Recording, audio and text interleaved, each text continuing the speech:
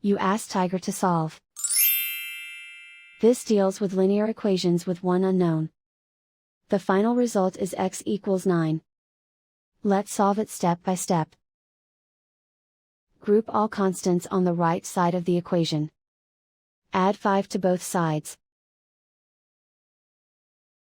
Simplify the arithmetic.